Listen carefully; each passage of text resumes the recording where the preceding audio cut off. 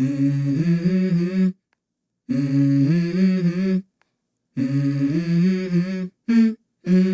go.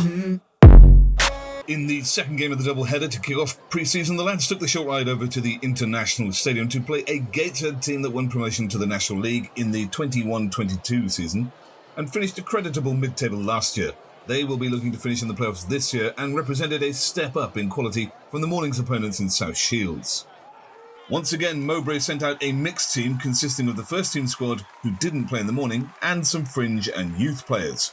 We went from playing a back four against Shields with one recognised defender in the morning to sending out a team with 5 in the afternoon. And it was difficult to figure out what formation Mowbray was playing.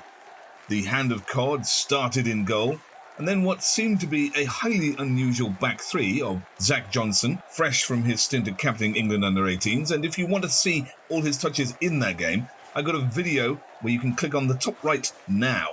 He went off injured after an hour in that England game, so it was good to see him back playing in this today. Ballard played in the heart of the back three and Joe Anderson on the left side of the back three. Hume and Huggins were sent out as wing-backs, I guess. Neil and Jobe Bellingham played in the centre of the park together. Jefferson Bennette played as left wing forward and Roberts in his usual spot on the right. Pritchard had picked up the number 9 shirt for a joke and no one took it off him, so he played up top as the out-and-out striker. Come on, is this real? Sunderland then seemed to start the game with a 3-1-5-1 formation or something thereabouts. So, as I said in the morning fixture, things to improve on from last season. Let's work on keeping the goals out and we'll be shoo-ins for the playoff this year.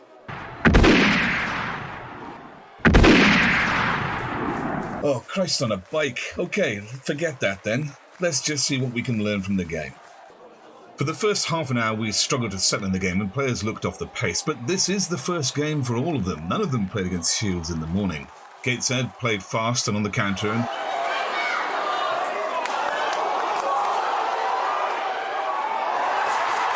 on this occasion, Anderson does well to break things up, but Gateshead took an early lead by sending quick ball down the wing to get things into the box.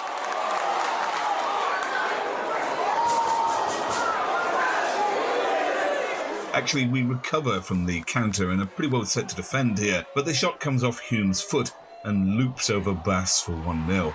It's a lucky goal and there's not much you can do about it. Amongst our own players, Patrick Roberts and Jefferson Bennette seem to be the only two who started with any verve and pace, each having dangerous runs early on.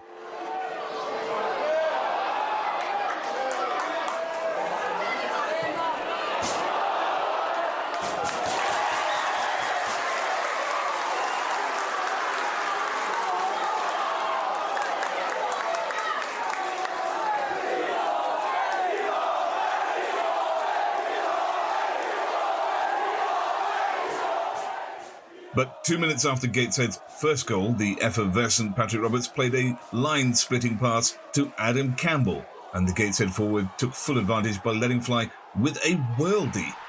I mean, there's nothing you can do here, really. We're 2-0 down.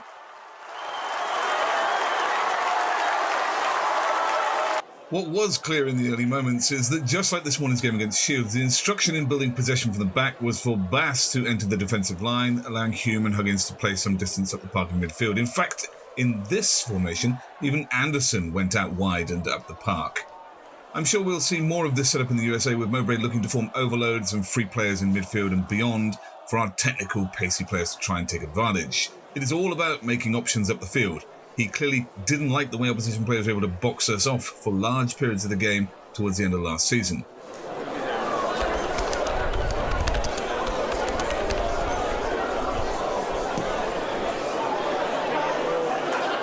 As the game progressed, we became wise to Gateshead counter and stopped it being an outlet for them.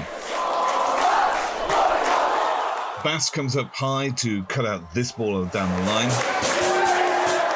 And look how alert Anderson is to the runner and the prospect here.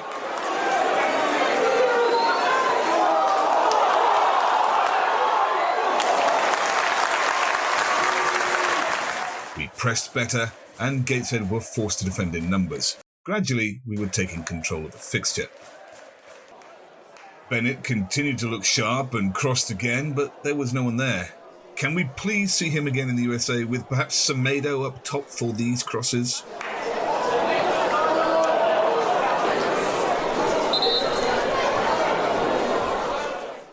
A break in play saw a conference between a complaining Pritchard and Tony Mowbray.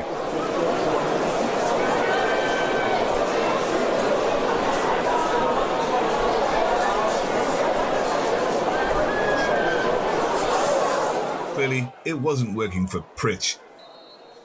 He struggles to play forward of zone 14, and he certainly can't lead the line. He much prefers to get on the ball and create, so after this tete-a-tete, a switch was agreed.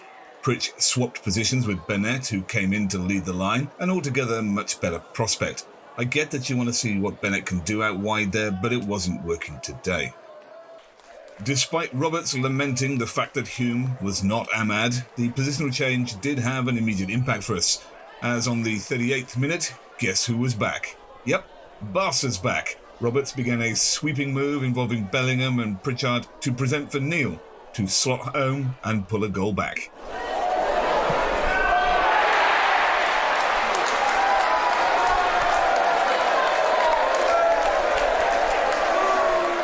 Roberts wasn't done.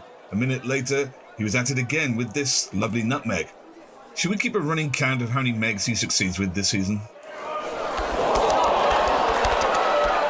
Patrick, if I miss one, keep me straight, will you? Pritch nearly constructed another chance with Neil just before half-time, and this is a super takedown from Neil.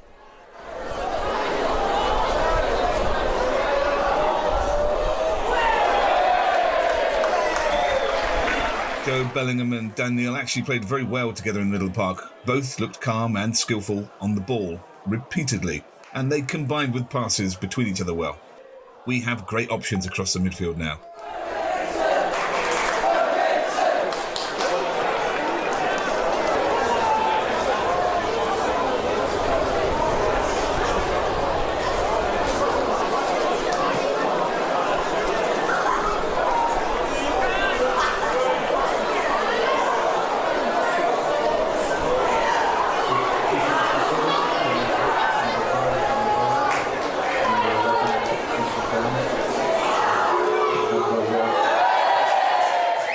On the hour, Sunderland side now very much in control of possession, and the game made their planned substitutions. Bass came off and was replaced by Adam Richardson, who had played in the morning at South Shields.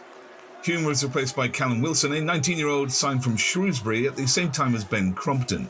Jefferson Bennett was substituted by Max Thompson, and Ballard came off to be replaced by Henry Fielding, an 18-year-old from Tynemouth.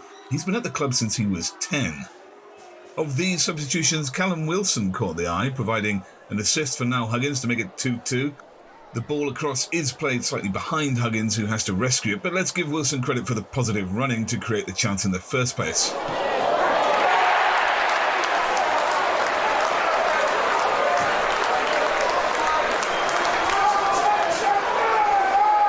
On the whole, he took up good positions in the last half hour, like here, enabling a pass to Jobe.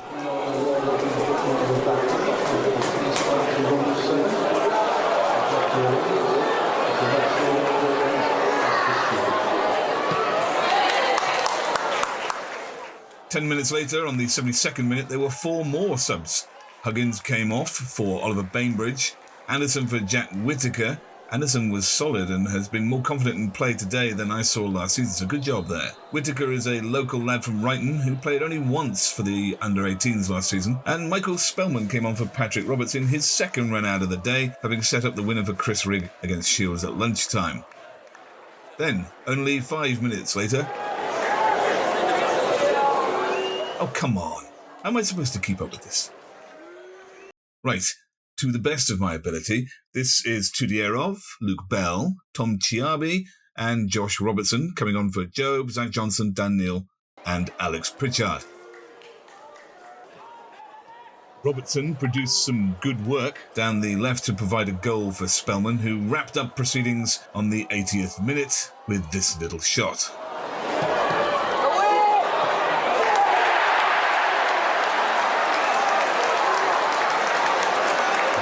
Fieldson nearly added another at the death with a free header from a corner.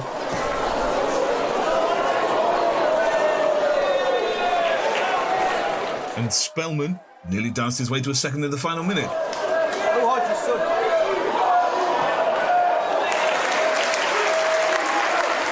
But that was that. The second game was done, another victory earned by the youth. Lots of minutes, some good performances and no injuries. Do me a favour, hit the thumbs up button, subscribe, and I'll see you next time. On to the USA.